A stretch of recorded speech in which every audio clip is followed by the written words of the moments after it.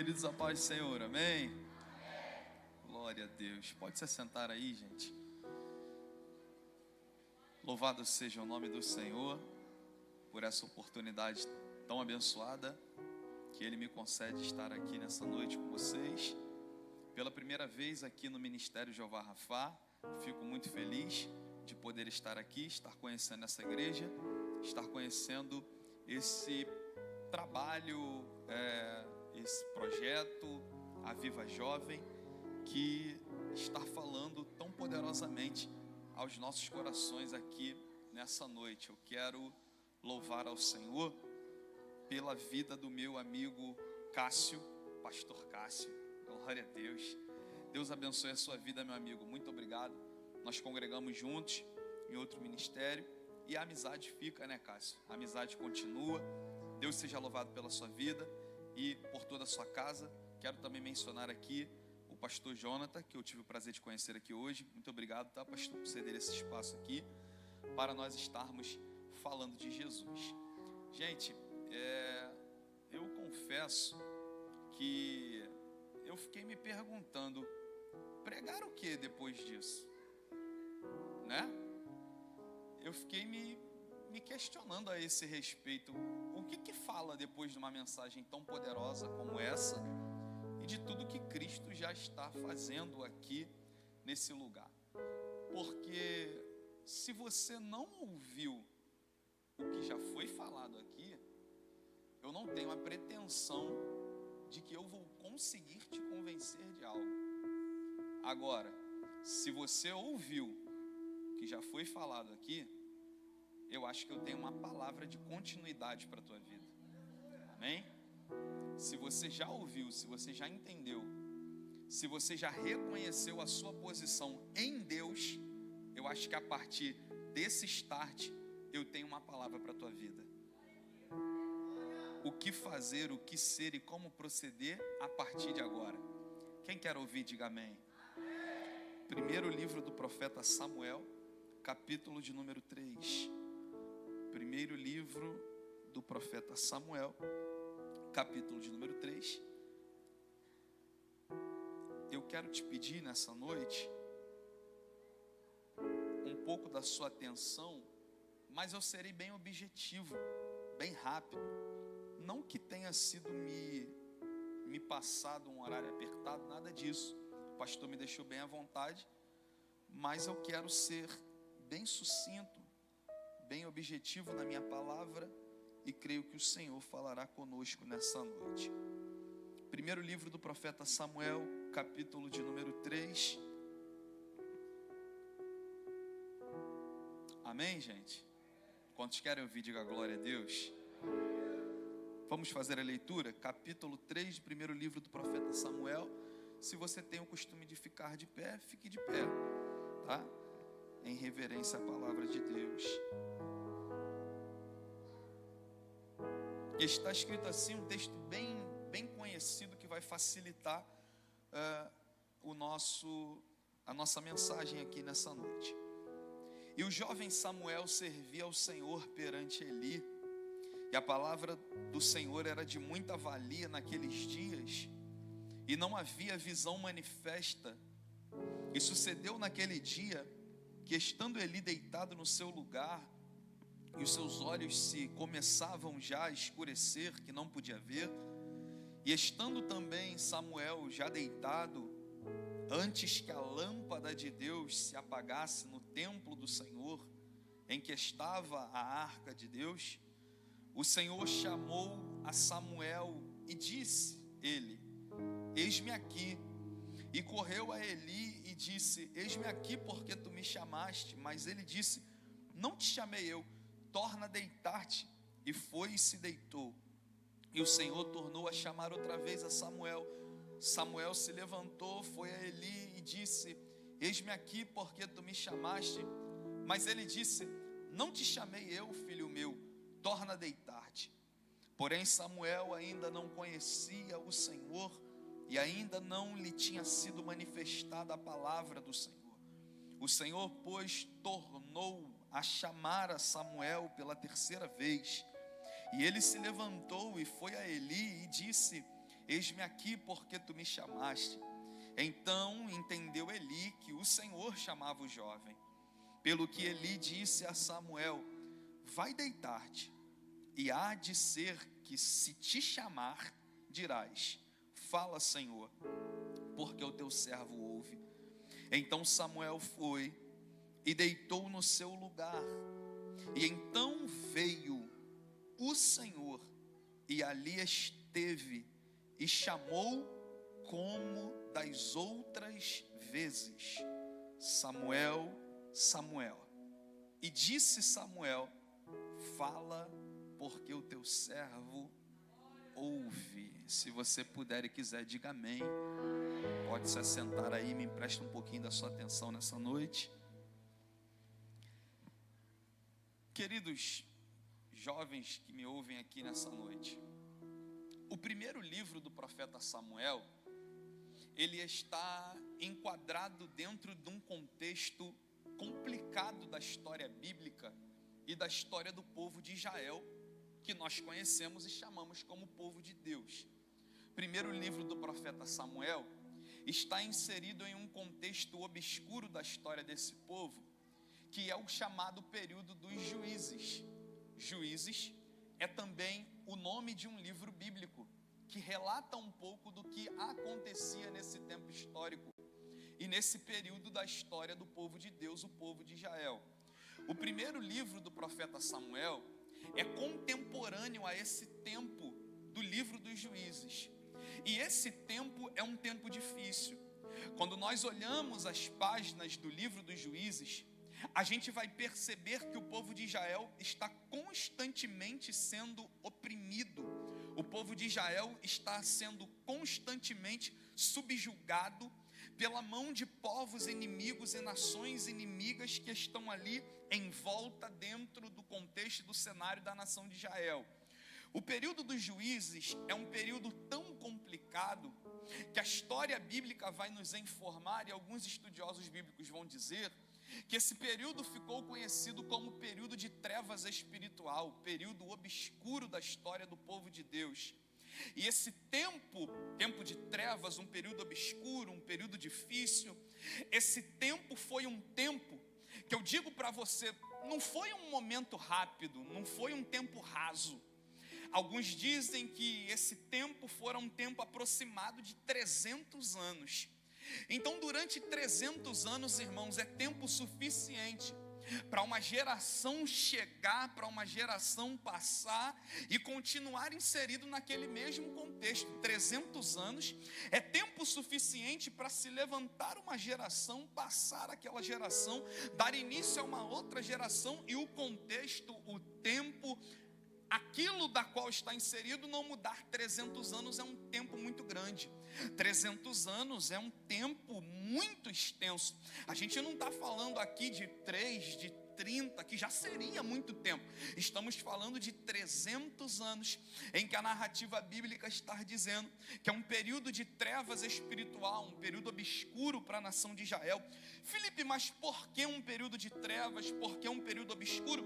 E o próprio capítulo 3, no versículo 1, aonde a gente começou a leitura do texto, vai dizer que naqueles dias a palavra do Senhor era de muita valia, porque não era constante, não era todo o tempo, era esporádica.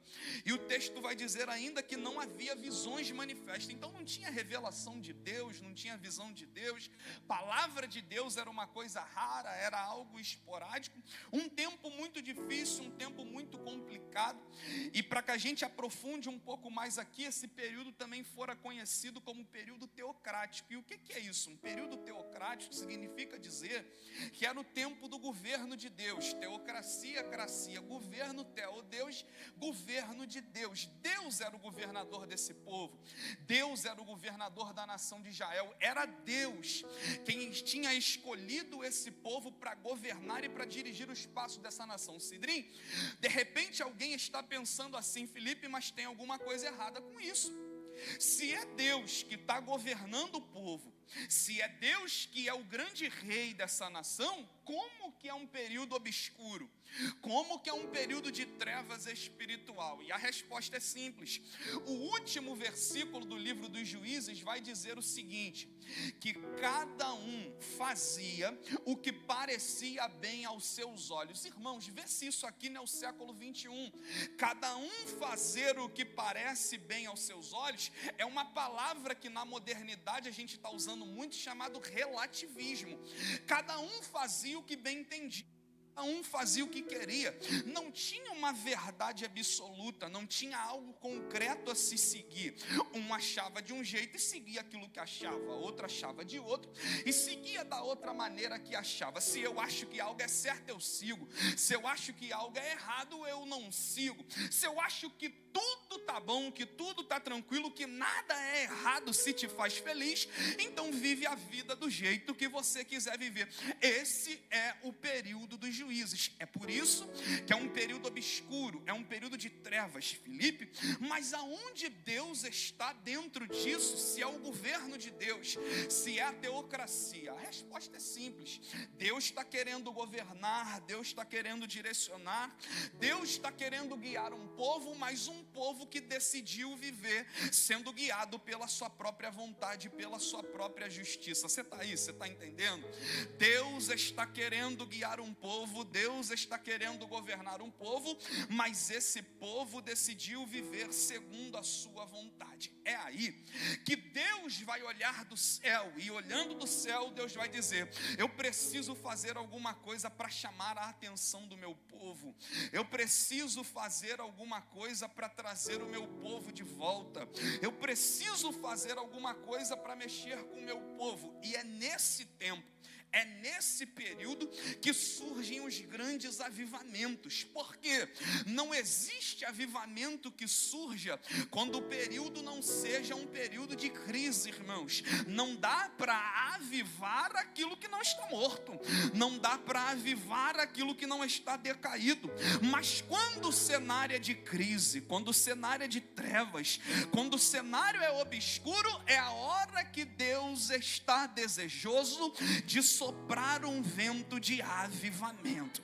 Deus está na intenção de trazer a sua nação de volta. Eu só vou dar uma aplicação apenas, por isso eu estou correndo. Deus está com vontade de trazer o seu povo de volta, e nessa vontade de trazer o seu povo de volta, Deus quer levantar um profeta. Por quê, gente? Porque profeta é justamente esse ministério, alguém que é levantado por Deus para trazer uma mensagem de confronto, uma mensagem de exortação, para trazer o povo de volta a um caminho de verdade e sinceridade. Então Deus está olhando para um período de 300 anos de trevas, 300 anos de obscuridade. Deus está olhando do céu e está dizendo: eu quero levantar um profeta, eu preciso levantar um profeta, eu preciso levantar alguém que vai dar um start de mudança e de transformação nesse cenário que o meu povo se enfiou. Eu preciso levantar um instrumento do avivamento. Irmãos, Deus está na intenção de levantar um profeta. É paralelo a essa vontade de Deus. Quando digo paralelo, digo junto. É junto com essa vontade de Deus que começa o capítulo de número 1 do primeiro livro do profeta Samuel. E o primeiro livro do profeta Samuel parece que começa um pouco desconexo com tudo que eu estou falando. Por quê? O primeiro livro do profeta Samuel começa dizendo a história de uma família. Um homem por nome Eucana que possui duas mulheres. Uma se chama Ana, a outra se chama Penina. E o texto bíblico vai dizer que uma dá filhos para o Eucana, mas a outra, a Ana, a sua madre está cerrada, seu ventre está fechado. Ana está subindo todos os anos ao tabernáculo. A igreja daquela época, ela está subindo ao tabernáculo em Siló, e ela está orando a Deus e pedindo: Deus, eu preciso de um filho. Deus, eu quero um filho. Deus, eu preciso de um filho para tirar a vergonha da minha vida, para tirar a afronta da minha casa. Ana Ana está subindo anos e anos, gente, volta para casa e nada acontece, nada muda. Alguns vão dizer que durante 10 anos Ana está subindo ao tabernáculo, Ana está indo à igreja durante 10 anos fazendo a mesma oração e nada muda. Só que de repente chega um dia, Ana vai no mesmo lugar, Ana vai ao mesmo tabernáculo, Ana vai à mesma igreja, só que a oração de Ana tem uma mudança. E qual é a mudança, Felipe, na oração de Ana? A mudança que Ana faz na sua oração é: Deus, eu continuo precisando de um filho, só que o filho que eu estou te pedindo agora não é mais simplesmente para tirar a afronta da minha vida. O filho que eu te peço agora não é mais simplesmente para tirar a vergonha da minha história.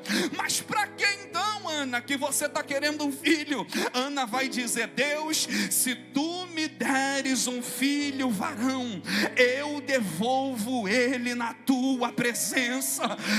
Eu vou repetir isso aqui para você pegar comigo.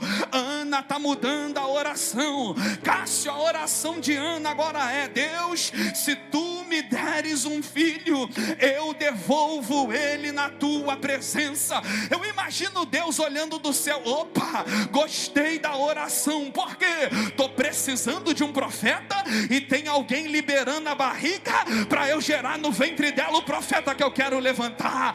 Eu imagino Deus olhando do céu e dizendo: opa, gostei da oração, porque estou precisando levantar um instrumento do avivamento e tem alguém liberando a vida para eu gerar na vida dele aquilo que é o meu projeto para a vida dele.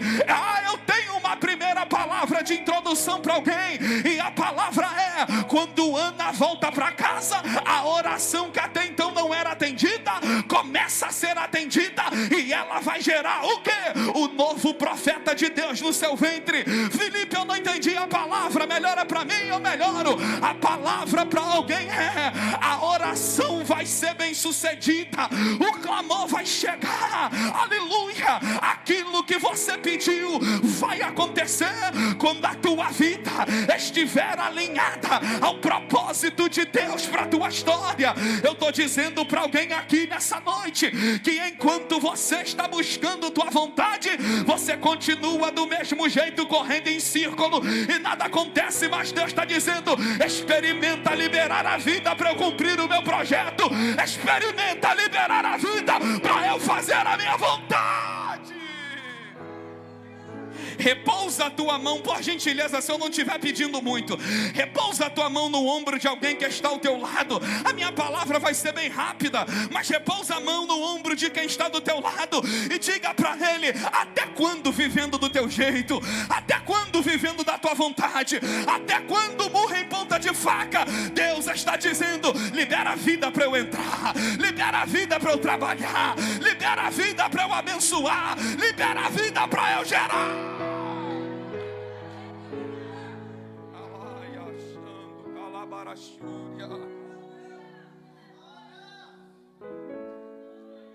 Quando ela fala para Deus: Deus, se tu me dá, eu devolvo para ti. Deus está entendendo: opa, posso gerar o meu projeto de profeta no ventre dela. Volta para casa, se relaciona com Eucana, e agora ela vai começar a gerar o quê? O profeta de Deus. Ela começa a gerar, ela dá a luz ao menino, o menino nasce, o menino cresce. Quando o menino é desmamado, ela cumpre aquilo que havia prometido. Ela leva no mesmo lugar que ela fez a oração pedindo, o tabernáculo de Siló, aonde o sumo sacerdote, o pastor daquela época, é Eli, e os seus filhos Ofni e Finéias. É um ambiente hostil, irmãos, porque Ofni e Finéias são alguém que tem a chamada, tem a responsabilidade de dar continuidade, mas Ofni e Finéias têm uma vida desvirtuada com aquilo que é o propósito para suas vidas. Ofni e Finéias têm uma vida ao avesso daquilo que é a chamada de Deus para a sua vida. A continuidade do tabernáculo por direito era Ofni e Finéias. Só que Ófni e Finéias estão envolvidos, mergulhados nas trevas, na obscuridade do sistema dos juízes daquela época em Israel. Só que Samuel, o projeto de profeta, está chegando no tabernáculo. Samuel, o projeto de profeta, está chegando naquela igreja. Samuel começa a viver ali por algum tempo com Eli, com Ófni, com Finéias. O interessante é que a mesma educação de Ófni e Finéias Samuel recebeu.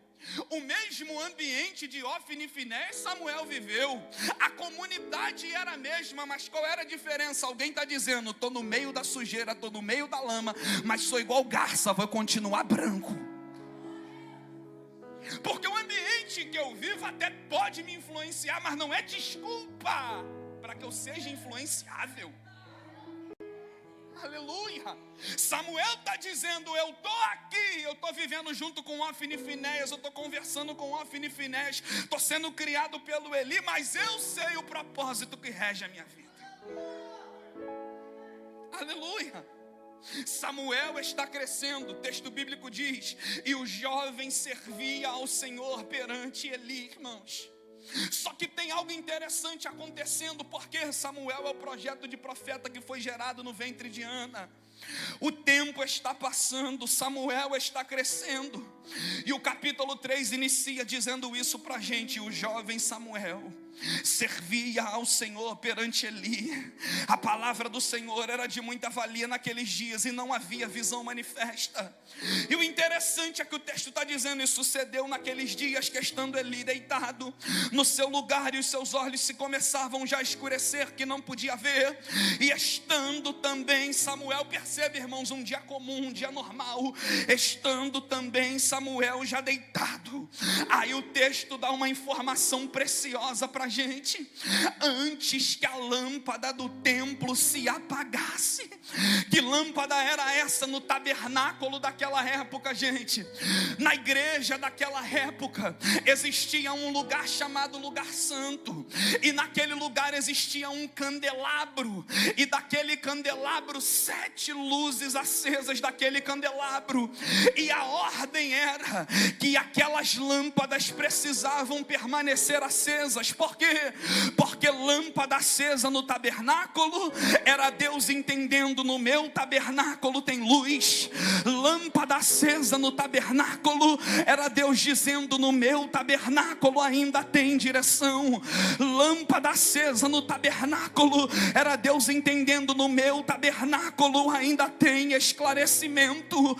Só que era função sacerdotal renovar o azeite para que as lâmpadas permanecessem acesas, de modo que todos os dias, todas as horas, a lâmpada do tabernáculo estivesse acesa, e Deus entendesse: no meu tabernáculo ainda brilha uma luz. Só que o interessante é que a sociedade em volta é um povo que está vivendo em trevas. O mundo em volta é 300 anos vivendo na escuridão. O mundo em volta é 300 anos vivendo sem luz. Só que o problema que está acontecendo é que agora alguém está descuidado com o candelabro, alguém está negligenciando o candelabro, e a lâmpada do candelabro está começando a se apagar. E se a lâmpada do candelabro se apagar, alguém vai dizer: até dentro do candelabro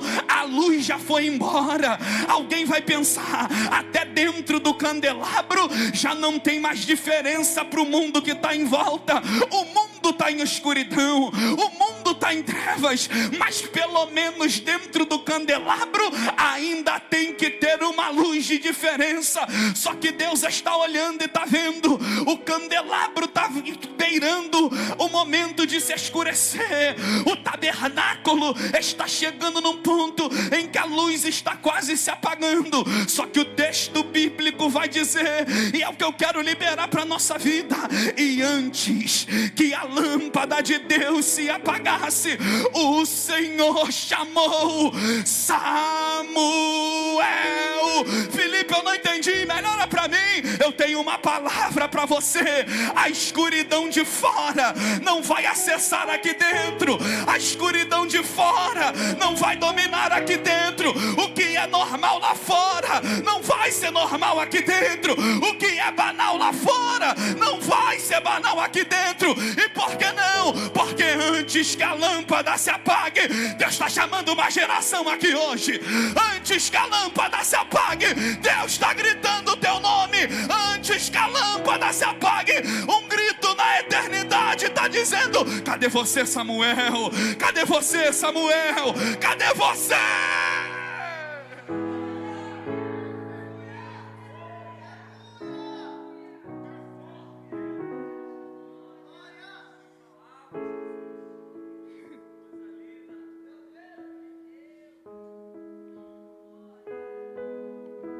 Eu vim pregar para alguém que tu foi gerado para ser instrumento de avivamento. Eu estou pregando para alguém, tu foi gerado por um propósito. Eu estou pregando para alguém, você não foi uma gravidez indesejada, você não foi obra do acaso, você é projeto de Deus. E Deus está dizendo: eu estou gritando teu nome, eu estou te chamando nessa geração, eu estou te chamando nessa noite, eu estou te chamando nesse ministério, porque a escuridão de fora não vai dominar aqui dentro. E não vai porque eu tenho um projeto na tua vida, não vai porque eu tenho uma chamada na sua vida. Aleluia. O Senhor está olhando, irmãos, e eu prometo que eu termino agora. O Senhor está olhando, está me dando moral. O Senhor está olhando, e o Senhor está dizendo: eu não vou deixar apagar, eu ainda vou preservar um remanescente para fazer a diferença. Irmãos, eu não sei se tu está entendendo o peso do que eu estou dizendo para você, mas eu estou falando para a tua vida nessa noite. Deus está interessado em te usar. Deus está interessado em usar as tuas mãos. Deus está interessado em usar a tua boca. Deus está interessado em usar a tua vida. No meio de um mundo obscuro, no meio de um mundo de trevas, no meio de um mundo em que tudo pode, tudo é normal, Deus está dizendo: estou gritando teu nome e tu farás a diferença. Ele está chamando Samuel, Samuel. Eu encerro agora, gente, prometo. Samuel, Samuel. Samuel ouve a voz, mas corre a Eli, porque ainda não está entendendo o que está acontecendo. Ele diz: não te chamei, volta, deita. Isso acontece durante 3 vezes. Ele vai até Eli e volta. Só que a terceira vez, Eli vai entender: calma aí. E você pode me emprestar um pouquinho mais de atenção só agora, para a gente encerrar legal? Você me dá essa moral? Amém? Na terceira vez ele pensa: calma aí, pode ser o Senhor que está chamando um menino. Pode ser o Senhor que está chamando uma geração nova. E ele diz: Samuel, volta para o mesmo lugar, porque se ele falou contigo lá é a posição que ele quer falar com você. Então volta para a mesma posição aonde você ouviu a voz. Volta para o mesmo lugar, Samuel. E se essa voz te chamar de novo, perceba, e se essa voz te chamar de novo. Para Eli é um se, Cássio. Para Eli é um se. Pode ser, pode não ser. Ele está dizendo: volta para o teu lugar. E se, dúvida, se te chamar de novo, você responde: Pode ser que ele chame, pode ser que ele já tenha cansado de te chamar. Só que quando Samuel volta, o texto diz: e o Senhor chamou a Samuel como das outras vezes. Ah não, você perdeu o tempo, eu vou repetir. E o Senhor chamou a Samuel como das outras vezes. Eu vou permanecer aqui para mexer contigo. E o Senhor chamou a Samuel como das outras vezes. Felipe, melhora para mim, melhoro. Na cabeça de Eli é uma dúvida, alguém já entendeu? Na cabeça de Eli pode ser como pode não ser. Na cabeça do mundo alguém está dizendo: talvez o teu tempo já passou. Na cabeça do mundo talvez alguém está dizendo: de repente ele já desistiu de te chamar. Mas na presença de Deus é assim: como das outras vezes, eu estou te chamando de novo. Como das outras vezes, eu estou batendo na tua porta de novo. Como das outras vezes, eis que eu estou à porta e bato. Se alguém ouvir a minha voz e abrir a porta, eu entro na tua casa, eu ceio contigo, você ceia comigo. A gente vai sair daqui de mãos dadas. A gente vai sair daqui íntimo. A gente vai sair daqui abraçado, porque eu continuo te chamando. Eu continuo gritando teu nome. Eu continuo insistindo na tua história. Ah, levanta a sua mão para o céu, por gentileza. Levanta a sua mão para cima, eu já vou entregar o microfone. Levanta a sua mão e receba isso nessa noite. Ele continua no mesmo lugar. Ele continua no mesmo lugar. Tá gritando teu nome, tá dizendo: deixa eu te usar. Deixa eu te usar. Deixa eu te usar. Antes que a lâmpada se apague, eu tô gritando teu nome. Eu tô gritando. Deixa eu ver quem pega isso aqui nessa noite. Deixa eu ver quem pega isso aqui nessa noite. Levanta a mão pra cima, só quem vai viver o projeto de Deus. Levanta a mão pra cima, só quem vai viver a chamada, o propósito. Quem não vai recuar, quem vai viver tudo que o céu preparou. Quem vai viver tudo que o céu preparou. Eu vou dar uma palavra de ordem agora. É 1, é 2, é 3. Seja cheio do Espírito Santo agora. Seja cheio do Espírito Santo agora. Seja renovado. Eita, eita, eita, eita, eita. Eu tô sentindo a graça dele aqui. Eu tô escutando ele chamar pelo nome. Ele é mandaramacalabarastúria. Ele é manturia séria. Deus está dizendo: antes que a lâmpada se apague, é você que eu vou usar. É você que eu vou usar. É você.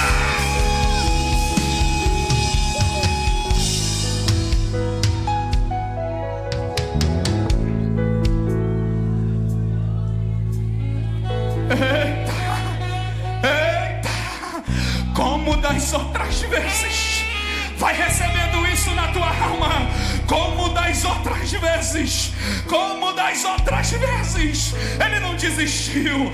Ele não abriu mão. Ele continua querendo usar a tua vida. Como das outras.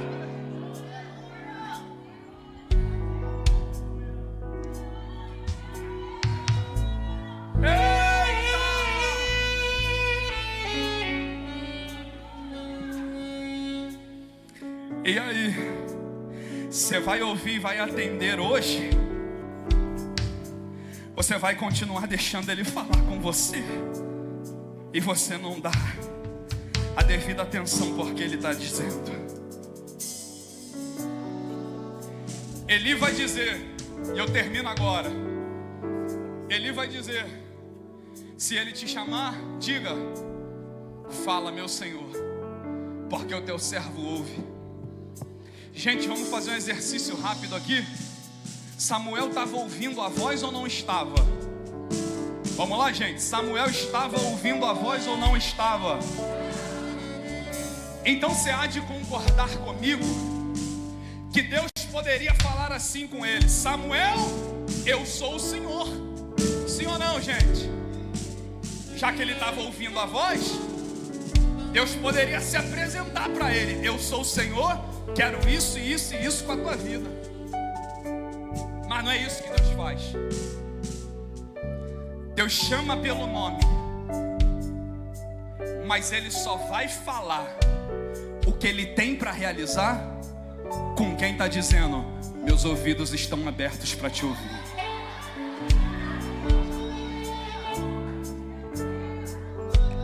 Ele está dizendo para alguém aqui nesse Aviva Jovem hoje: eu já te chamei uma, eu já te chamei duas, eu já te chamei três. O projeto está na minha mão para te revelar. Mas enquanto você não falar, fala, Senhor. Eu estou disposto a ouvir e a obedecer. Eu não falo. Mas se nessa noite, se nesse culto você não veio só para levantar a mão, se nesse culto você não veio só para arrepiar, se nesse culto você não veio só para um movimento espiritual, mas você veio para sair daqui diferente, hoje você está dizendo: eu não quero só saber que Ele está me chamando, hoje eu vou falar para Ele. Pode falar, porque meus ouvidos estão dispostos a te ouvir. Sai do teu lugar agora e vem no altar. Só quem quer ouvir o que Ele tem para a tua vida, você vai vir no altar. E vindo no altar é você mostrando para Deus, é uma demonstração para o Senhor.